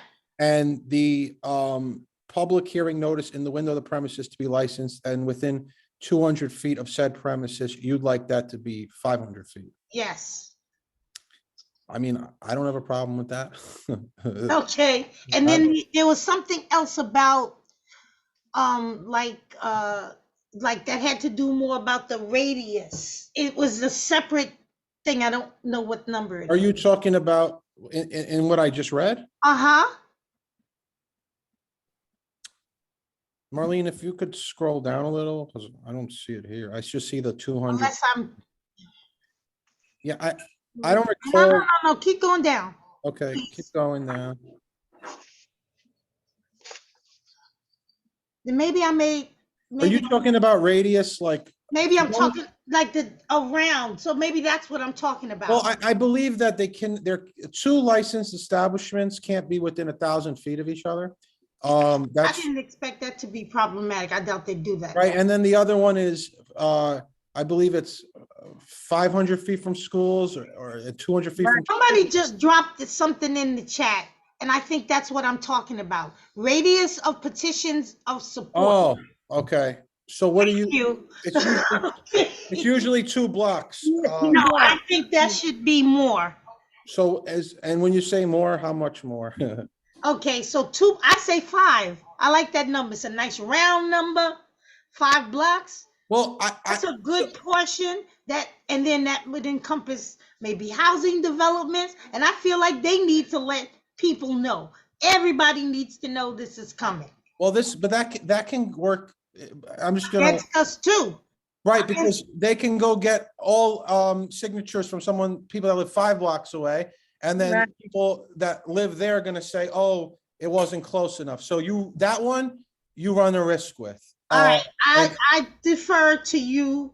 You may understand better, but the other 2, I think that's fair. You heard what I said. I had no problem with the other 2, and I hear you on the 3rd one. It's just that it's a catch-22. Right, it could bite me in the. Right, and so I'm inclined to rather leave the radius the way it is because that ensures you're truly going to get a reflective petition of the people that are the most impacted, is how I would put it. Right. So Carlos? Yeah, I think we should also add the 911 calls, because you're talking about for the first time, what do you do for the next year when they come back to us? Yes, is this gonna be a renewal process? Well, I've asked that question as well, and I don't know the answer right now. Once they get a license, like, When you want to add that to Can that, we add that to what we want to happen? that they That come they back. have to come back every year, and based on the activity, we can make a new determination. It's gonna be hard. So my question here is this: are we asking them to come back only if we have had reported issues? Or are we asking them to come back regardless? I think they should come back regardless. And you're saying every year and not every 2 years? that's correct. I don't ever. Do something like this Yeah, no, every year for the first 5 years, and if they still here after 5 years, then they don't come back every other year. I'm in total agreement. What I want to understand, and Marlene, if you could help me, are these things that should be added to this document is my only question. What exactly are you guys asking? So they're saying that they want the applicant, if they are granted the license in this community, that they come back every year before the board.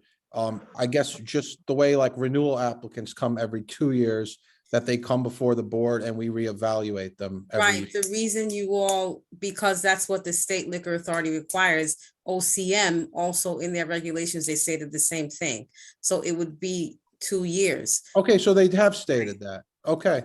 Angela, why would, I guess, Angela, you all can discuss as a committee, why would you be asking them to come back every year if their application may not be up for renewal? Are you just asking them to speak about their business, or? Carlos asked, and so I think that's a good idea, but that's without me knowing that there was already a 2-year renewal process. So if they already put something in place, then I'm willing to go with that. And that also allows us more time to determine whether or not they're a good neighbor. That's fine. I agree. Okay. I still think it should be included, that we want to see, like, is that the OCM has to, or does they just have to go to OCM but not necessarily come back to us? Exactly right. So it should be in our document because we want them to come back to us as well. Well, yeah, Marlene, I guess that's a good question, because from what we're hearing, and correct me if I'm wrong, they are not requiring them to ever come before community boards, at least to get the application. Are they going to be asking them to come before us for the renewals, to actually come to the meeting? Right, the community board, the process will mirror, like I sent you guys that cheat sheet. The process will mirror the SLA's process slightly, right? So the community board will have an opportunity to opine. It's kind of like, not kind of like, Angel also sent an email with CB5 had an OCM application come before them. So you will have an opportunity to opine and give a recommendation to OCM, as you do with the SLA, for new applications and renewals. Thank you. Okay, so I guess we're okay without adding that, because there's already a mechanism every 2 years. So we're back to somebody in the chat, I believe it was Raphael, and I didn't want to open this really up to the public while we were in business, but he says that something about site control, meaning I guess that they may not actually have the store yet. And this is where it all becomes confusing to me again, because if they're putting up a public hearing notice, where are they putting it if they don't have a store ready? So I'm going to let him speak to that, because that's confusing me. Raphael, you can go ahead. You Right. You guys have seen the conditional rollout. That's actually obtaining a lease is problematic. One being that federally backed loans for mortgages cannot be refinanced if you have a cannabis business in that location. So landlords are hesitant to give the applicant a lease in the run-up to the business before they know that they're going to be licensed. So if you may have a conditional agreement with the landlord about upon approval, you will be able to obtain a lease. And that's a big issue that many of the applicants are having right now, even with finding the licenses and the $200 million fund, they're having trouble getting an actual location. So requiring the applicant to put a notice within the store that he's already obtained means that the applicant has site control, that they actually have control of the store. Now the board can say that you can put the desired location that they intend to do it at a different location, but not within the store. I think that would be more conform, that would allow some flexibility in the applicant obtaining the actual lease. And this is a big issue because the state has created a cannabis market that's supposed to, lift people up who wouldn't have an opportunity to have commercial businesses otherwise, or this kind of opportunity for a commercial business. And what the board is actually asking them to do is to put themselves at risk of being denied by the board and having an opinion that to refuse approval, and then getting into a lease, 10-year lease with a 2-year good guy clause or personal guarantee on that lease application without being able to operate the business. Okay, So so what you're saying basically is that the landlords aren't really giving them a lease until they're actually sure they're getting approved. Correct. And then by making them do that, they may not even be able to put these notices up in the stores when we're asking them to. Correct. Okay. So, I mean, that makes sense to me. I mean, I can understand how that could be an issue Yes. for the applicant, but I can also understand how that can be an issue for the public, right? I think the in between is that although they can't put it in at the store, they can say this is the desired location. No, I hear you, but I mean, I'm just speaking from like experience and having people have come here before. There's confusion when the notice is put on the store. People walking down the street, they're going to see something on a lamp post or light post and go this address, and it's not going to ring a bell the way it would if they saw it directly on the store, like this is where this is going. So, the problem here is towing the line. If you guys have a firm set of documents that are absolutely required to get the approval of the board, you run the risk of denying every application that comes before you. If you deny every application, OCM has made it a point that they're not going to accept those kind of opinions that deny, and the community is going to have no say in who actually gets the application, right? So that's been very clear that you cannot deny every application that comes before the board, and that it's going to be advisory, and they will put a store in, and you're going to have less of a choice on who is operating in your community.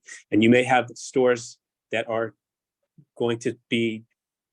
I know, I hear you, but you're asking community board to take a leap of faith that a landlord's not willing to take. A landlord is going to hold out till the last minute to give an applicant a store. But a board that's now responsible for the well-being of all these people in this community needs to see, to me, and I'm sorry, I'm just going to say, is you said earlier that what we were saying was spreading a little bit of like fear in the comment. To me, that is doing the same thing, to say that us requiring that is going to tell OCM that we have no say so on anything because this procedure is stopping them from everything.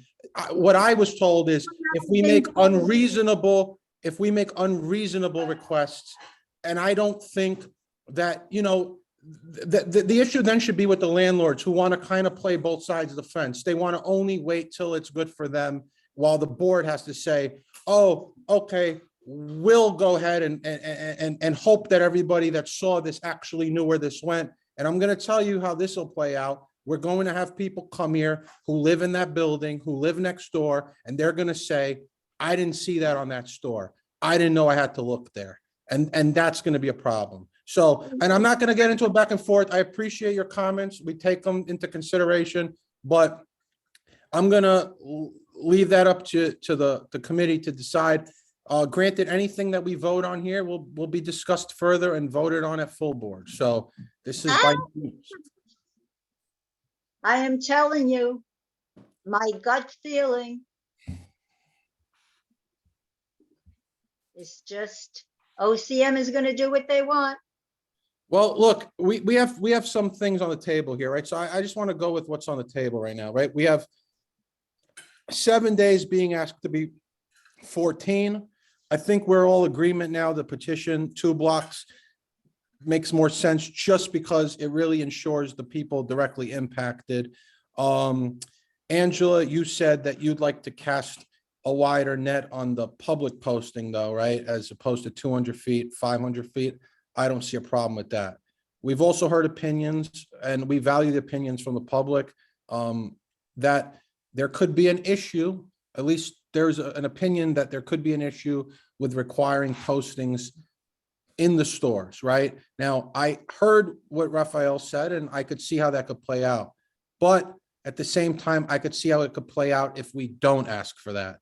But, you know, that's open for discussion. Angela? I wanted to comment after Judith. Yes, I understand that this might be an exercise in futility, but we need to put the fight in, at least whatever the outcomes in, at least we know that we tried on our side to do everything that we possibly could. So I think the amendments that we've made, and then we have to see how everything goes, because that's going to determine what our next steps are going to have to be. Okay, so how does the committee feel about requiring the posting to be also on the store? And I'm going to say one more thing on this, right? So this is the problem, right? And I guess it's hard to say that we live in a world where, like, we can explain why we think that that's necessary, right? Meaning, how is it really unreasonable, or would just mean that we're going to automatically not be heard because we're asking for this when we have good reason to ask for it, right? Which is, we want there to be no backlash or problems after the fact, right? I mean, we all know, look, I'm on the board, and I can tell you that I have a hard time knowing everything that's going on. So I can only imagine how it is for members of the public who are not on the board. People have busy lives, they have jobs, they have rent to pay, they have this. And now you're going to ask them to go and start looking on lamp post. Like, why would you be looking for that there? Unless you're going to tell me that everybody's going to be notified that that's where they're going to be. I don't know that people go looking for that there. But when they walk by a store and they see a note there, there's a better chance they'll read that, right? That's just my opinion. But look, if we're all in agreement on the 30 days, I'm sorry, am I right? No, 2 weeks, 500 feet. That I don't see any objections with. I'm of leaving the signs on the stores, but I'll see what everyone else has to say. Angela? Yes, I gotta say this. And I think that I'm channeling this gentleman in the chat because I had raised my hand. I was gonna say, couldn't we just say they posted as possible site of a cannabis dispensary? That's not saying it will be there. That's not saying it won't, but it'll strike a conversation. I mean, they have to put the address on the posting, even when it's not on the store. So it really doesn't make sense to me why then it can't be put on the store. If they have to put it's not like a secret. If they don't put the address, then what is it even accomplishing?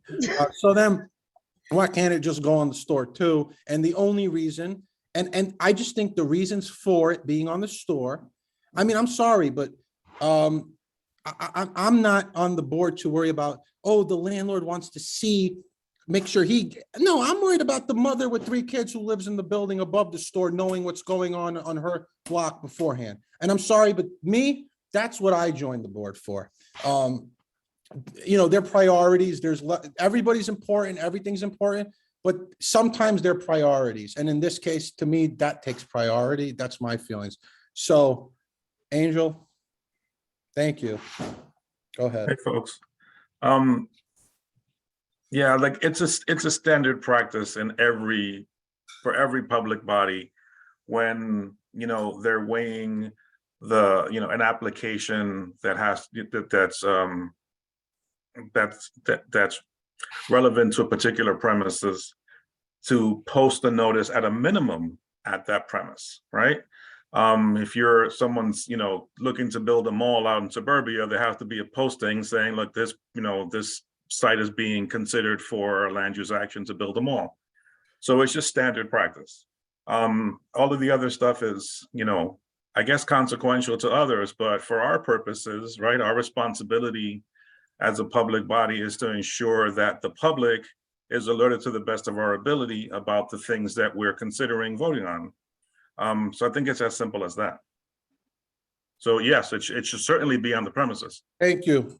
Thank you, Angel. I appreciate that. So look, I think then if I'm not going to see any objections, I'd like to entertain a motion with the posting staying on the store, us extending the 7 days to 14, and us extending, not the petition, the radius of petition will remain 2 blocks, but the radius of the public notice to 500 feet. And then I believe everything else was okay as written. So then with that being said, and Marlene, I'm not going to make whoever makes the motion repeat those changes. I think we're all in agreement. If you need me to repeat them, I will. But with that being said, do I have a motion to approve this draft of procedures with the changes we've discussed? Angela? Motion to approve this draft of procedures with the amendments that we have made in terms of distancing and the time frame of the notice. Thank you. You're Carlos? That's a second, Carlos?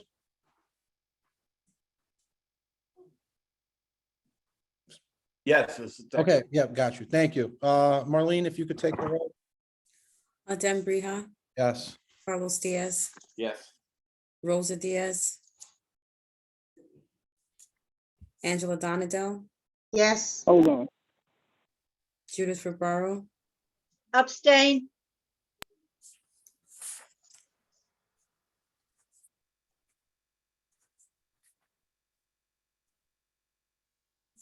and Wanda Hopkins. Yes. Wanda Hopkins, She said yes, I heard her, I think. thank you. The motion carries. Thank you. All right, can we move to the next slide? I'm hoping that it's adjournment. Just give me a second to. No problem. Take your time. Take your time. And thank you, everybody. I really appreciate the public, the committee. It's important. This is the time to really sit here and spend the time, because once this all starts, it's hard to go back, right? So this is the time to put the work in, have the conversations, have the debates. Okay. Marlene, if you could take the roll, and then we're just going to adjourn after that, so you can all have a good night. Adem Briha, Present. Carlos Diaz, Present. Rosa Diaz, Angela. Yes, present, sorry. Thank you. Angela Donadell, Present, going to watch Schoolhouse Rock. Judith Ribaro, Present. Wanda Hopkins, Yes. Have a good night, everyone. Eugene Rodriguez, and Jordan White. Do you guys remember Schoolhouse Rock? I wasn't born by then. Me neither. Really? Good night, everybody. Good night, everyone. Terrible. Bye. Bye.